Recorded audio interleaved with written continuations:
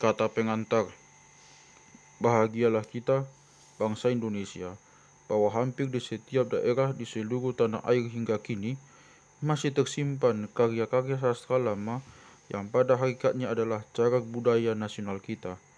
Kesemuanya itu merupakan tuangan pengalaman jiwa bangsa yang dapat dijadikan sumber penelitian bagi pembinaan dan pengembangan kebudayaan dan ilmu di segala bidang.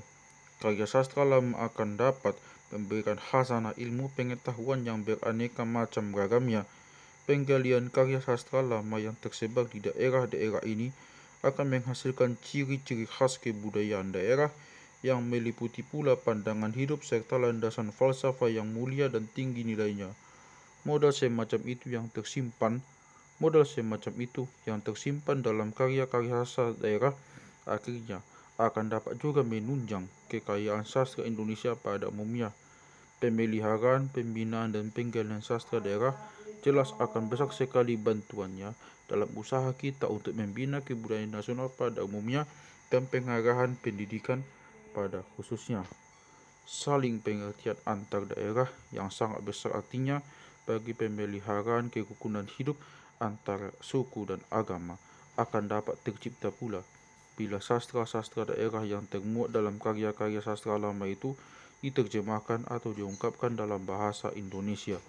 Dalam taraf pembangunan bangsa dewasa ini, manusia-manusia Indonesia sungguh memerlukan sekali warisan rohaniah yang terkandung dalam sastra-sastra daerah itu.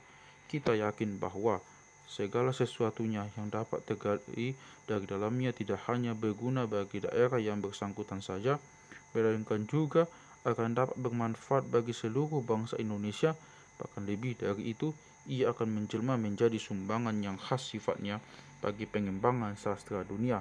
Sejalan dan seirama dengan pertimbangan tersebut di atas, kami sajikan pada kesempatan ini suatu karya sastra daerah Batak dengan harapan semoga dapat menjadi pengisi dan pelengkap dalam usaha menciptakan minat baca dan apresiasi masyarakat kita terhadap karya sastra yang masih dirasa sangat terbatas. Jakarta 1981, Proyek Penerbitan Buku Sastra Indonesia dan Daerah.